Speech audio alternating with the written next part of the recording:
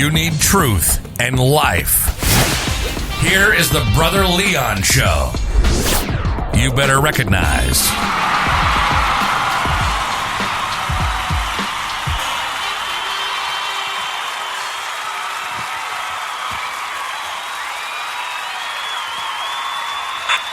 What's going on, good people? What's going on? This is your boy, Brother Leon, and you are tuning into another episode of the Brother Leon Show. So today, guys, I had to give you another Work Truck Chronicles before we end season 2, because season 2 is getting ready to come to an end. We're getting ready to have at least maybe 2, maybe 3 more interviews, and then we are going to go on hiatus for maybe about a month or so, because God knows, man, I got to recharge the battery. Some things that the Lord wants to do. I got some things going on, in the personal life as well. And also, man, we trying to upgrade our technology so that we can deliver more and also, just be cutting edge. So that's what we are about. I'm believing God that God is going to open up some doors, because when I started this whole podcast, I never knew that I would be here. Seriously. And I'm not going to lie, I just, thought of it as a way to begin to promote the book. But it's more than just promoting the book. I'm starting to see that out of this, God has brought forth a calling and a mission on my life. And so, hey, don't be surprised this turns into a radio station. Don't be surprised that, you end up one day having Brother Leon on some satellite station. Trust and believe. If God opens up that door, we are definitely going through. And that's the God knows truth. But today, oh my God, we have got to pray like never before. Because the crazy thing about it is that why is it that we cannot call white domestic terrorism white domestic terrorism? How come we can't say that? So I'm going to entitle this message, or this episode rather, Free White and 21. Yes, I said it. Free White and 21. Because free white and 21 is the same. And at the end of the day, man, when you look at domestic terrorism, why is it that the government will not call it what it is? But yet, Muslim extremists, Black Lives Matter terrorist group. But the crazy thing about it is that who is doing all the shooting? It isn't the Muslims. It isn't Black Lives Matter. It isn't the rioters. It isn't the Democrats. It isn't the Republicans either. It's those that have been indoctrinated to feel as though that they can just do anything because they've got indoctrinated by hate. They've got indoctrinated by white supremacy. And they feel as though that, hey, I am at a place right now where, hey, I can just do whatever I want because I can. And that's what some of these people have done. They have done things. They have perpetrated violence because they feel as though that they can. And with the shooting that happened in Georgia at the spas, that was aimed at Asian Americans. And the crazy thing about it is that when you look at the language that has been used, the rhetoric that has been used, the Kung flu, the Chinese virus. And so, the crazy thing is that everybody is looking for a punching bag. And at the end of the day, what they want is a race war. They don't matter who it's with, they just want it. That's what these white supremacists, white terrorists want. A race war. Whether it's with the blacks against the whites, Asians against the blacks, it don't matter. They just want a race war. And so this is why I say, man, we have got to become educated. This is the reason why that we have to do all diligence to make sure that not only do we learn about our history, but we also learn the climate in which we are in today. Because what I see today is this. I see that we are getting so used to seeing violence on TV, violence on the news, shootings, black men dying on camera, that is getting to the place now that our conscience is being numb. Because the Bible does say that, hey, that the love of many will wax cold. And I thoroughly believe that that is the time in which we live right now. That the love of many is waxing cold, and that love that is waxing cold is causing you to lose your conscience and lose your empathy towards those who are hurting. Because we see it on television and we get used to it. Now, granted, I do believe that we need to report the news. But we need to report the news accurately. Because a lot of times with this whole news thing, it's about who can get it out first. And a lot of these outlets, they're just entertainment, political entertainment. That's what I call Fox, political entertainment. Because they say what a lot of people think, and they say a lot of things that they want you to believe. So, as a television person, TV people know that people believe what they see as well as what they hear. So it doesn't matter if it's conspiracy theory, people are going to believe it because it's being said. And if we can show them a picture, a doctored picture, doesn't matter what type of picture, just give them something. Then they will go after it. So, hey, you got to watch yourself even with social media. Because it's so many things out here. And so the one thing that I want you to know, man, is this, is that we have to pray. Because now you got people shooting up grocery stores. That's what happened in Colorado. And so these investigations are ongoing right now. Assault rifles, AR-15. Man, AR-15s, that's not for hunting. That's for war. But yet you have those who are in the NRA, those who are gun advocates fighting to keep the ARs in regular people's hands. And the crazy thing about it is that was the gun that Kyle Rittenhouse used. That was the gun that was used, I believe, in Colorado. AR-15.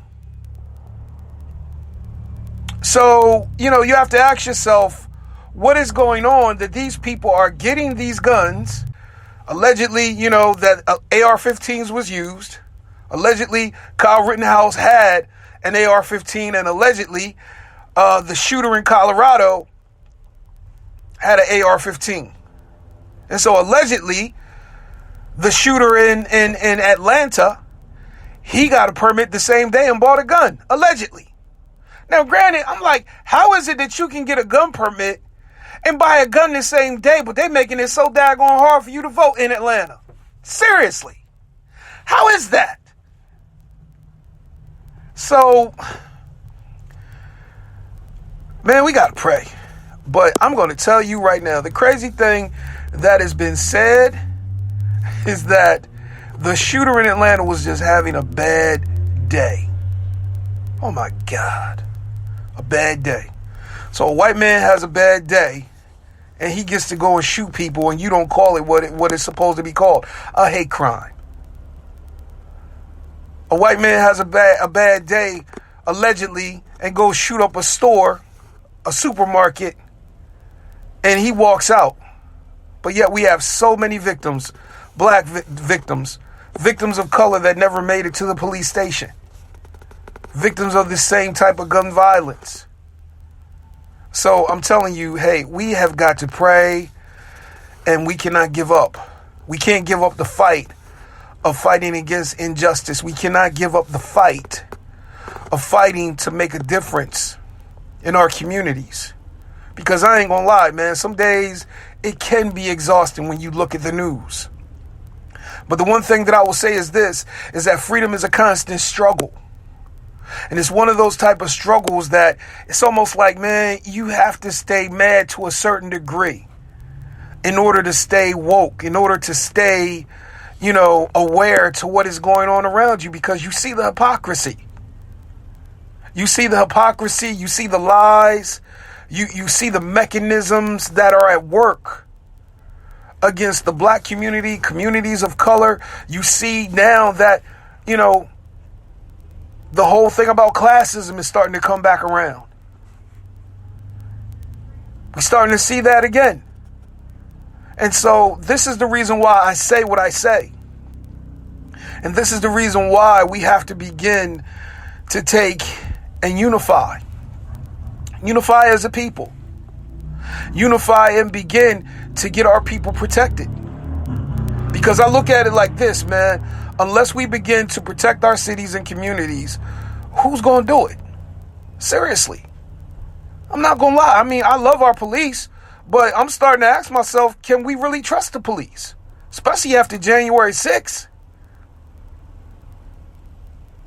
Now, granted, there's a lot of people out here, they don't trust black militias. But look at all these other militias. You trust them? And they up here saying, yo, we just out here trying to protect ourselves. But it's same militia groups that were, willing to allegedly kidnap a governor. Militia groups. So, I'm going to tell you right now, man, don't let nobody take your weapons and means of protection as a means of peace. Because trust and believe, the peacemakers are the ones that have the guns. And I look at it like this, I believe in nonviolence, but I also believe in nonviolence and having something on my hip just in case. Because everybody does not have your convictions. Trust and believe that. I believe in Martin Luther King, and I believe in Malcolm X. I will judge you by the contents of your character, but at the end of the day, if you attack my person or you attack my family, I have a right to defend myself and my family by any means necessary. And so at the end of the day, you're starting to see that this whole thing about white privilege is always going to be here, especially if you make white people mad and they ain't got no masks and they demanding service because they feel entitled. Seriously. So you have to begin to look at that. You got to also look at black people who feel like they entitled and they ain't going to wear a mask. So you got to begin to look at that as well, because now you have those who just feel like, those rules don't apply to me. I look at it like this. If they got on that daggone door, no mask, no service, then why you going to test it? Black and white. You mask up if you want service. If you want to try to test it and you feel as though that your rights are being violated, then you got Instacart, DoorDash, Amazon Flex, FedEx, BJ's, Costco's, and any other grocery store that delivers. But yet you got people that will go out here and just test it, and then their whole racial hatred comes out, especially if it's a person of color on the other side of the counter. Or the ignorance just comes out altogether. And now this whole thing about, hey, I'm a victim because I'm white. Oh, I'm reverse racism. Man, please, when have black people been racist on American soil? When? Because racism in black people does not exist. Yes, I said it. There's no way that a black person on American soil can be racist. Now, there is a difference between racism, racist, and prejudice. As a black person, yes, I can be prejudiced. But when have black people ever stopped another group of people from living in certain neighborhoods? When has black people ever redlined districts? When has black people ever stopped people from voting? When have black people ever lynched another group of people? When have black people ever put other people enslaved them and put them in chains? Have they ever taken anybody from their home soil, from their lands, and brought them into a strange land on a ship? Have black people done that? Seriously. Have black people come up with Jim Crow, white codes, or any other code? Have they they come up with that to stop the progression of any other race? Nah. But the crazy thing about it is that when I hear this whole claim of reverse racism, no, that means nobody is not going to entertain your privilege. That's all that means. Because at the end of the day, there is no way that a person of color, black people in particular, can be racist, because we never had that power to enforce it. But yet the power to enforce racism was always white Europeans. And it doesn't matter what ethnicity or you know, whether you're Greek, you're German, you're Italian, whatever. It don't matter. As long as you have white skin, you have that construct of race, and you can manipulate it and use it any type of way that you want. So at the end of the day, what I'm trying to get you to see and understand is this: don't fall for the okie doke when they say reverse racism. There's no such a thing. There's prejudice, yes. I can be prejudiced against anyone. I can have prejudice even against people in my own culture. I can be prejudiced against those who wear their pants sagging. I can be prejudiced against those who may have dreadlocks. But never can I be racist, because racism, it has a power of its own and a structure of its own that black people have never known. And history will tell you that. And it doesn't matter whether it's here in America, whether it's in Africa, because Africans had to put up with apartheid. It doesn't even matter if it's Australia, because look at what Australia has done to the Aborigines. So don't try to feed me that whole bull, that whole line about reverse racism, because they came up with the concept of diversity to include everybody else but black. Seriously, when you begin to really look at it, that's what diversity is. It sounds good, but what it does is it gives you the option to choose anybody but a black person. And that's why people have fought against affirmative action. That's why you have some of these programs out here. I used to wonder, why is it that you have so many white people that want to talk about diversity and not that many people of color? Seriously, because you get to paint the picture the way that you want to paint it at times. And a lot of times, even in corporate America, as long as you have a diversity person, nobody can ever say, hey, there's racism here, I'm being, discriminated against. Because all you got to do is just say, hey, we have diversity training and we are in accordance with the rules of the state, that we have such and such and such and such and such and such, and this is what we do, and this is what we said, and these are the things that we, and it's a whole lot of bull. Just to keep the state from wondering why, you have so many of this, and why this person hasn't been promoted, because when you start to really look at it, you can see what's what, in all honesty. When you start looking at upper management, and you have to ask yourself, how come there's not any hardly people of color beyond mid-management? You have to ask yourself that. Ask and see why. And I guarantee you, nobody wants to answer those questions. Trust. Especially if you've been there 20 plus years. After 20 some odd years, nobody is qualified that's a person of color. Nobody. But yet, this person is, this person's son is, this person's cousin from college is. And then the crazy thing about it is that they'll change the specs just to match that person. So I'm telling you what the game is. Watch out. And that is what I mean when I say free white and 21, meaning basically I am entitled. I can do whatever I want and nobody's going to stop me and nobody's going to judge me. Because we're seeing that right now, even with the cop that killed George Floyd. I'm serious, man. Yo, his family got a big payout. So that makes me wonder whether or not is he going to get off. If I was a betting man, I'd say, yeah, he's going to get off. He's going to get a slap on the wrist. But the one thing I will say is this, and I've been said it, they kill us twice. And they killed that man's reputation, smear campaign, dug up all types of stuff, even had the audacity to use black people to do it. And that's what I mean when I say that racism is a team sport. It uses anybody. Black, white, doesn't matter. Hispanic doesn't matter. Asian doesn't matter. As long as you can further the cause of racism and the ignorance of it and the spirit behind it, it will use you. Because racism is a spirit that seeks expression.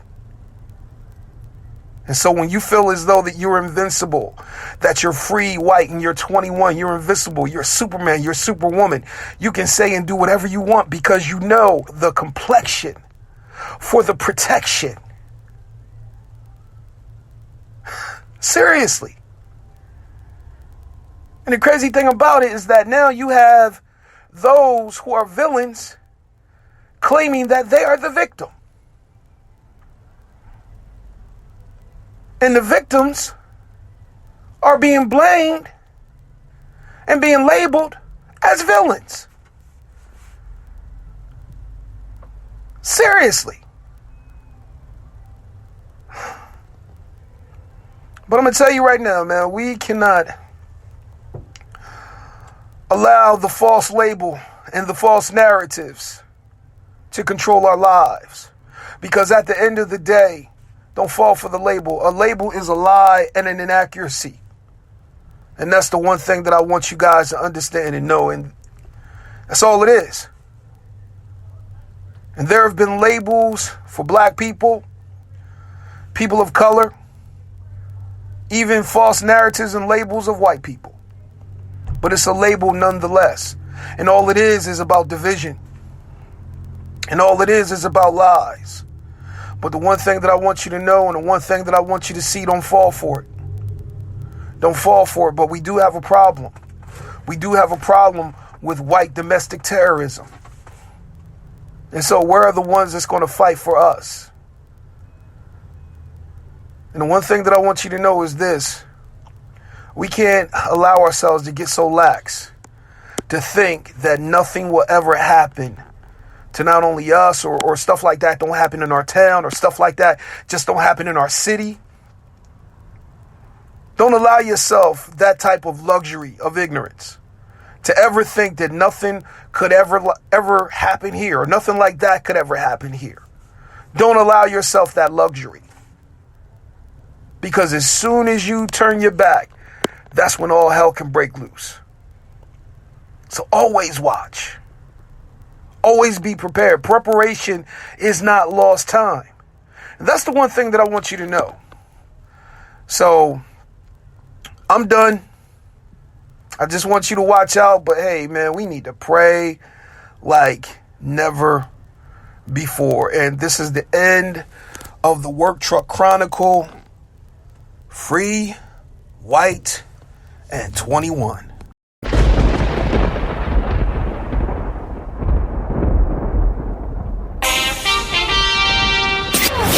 Walk in the truth that makes you free every day. Follow Brother Leon on all social media outlets.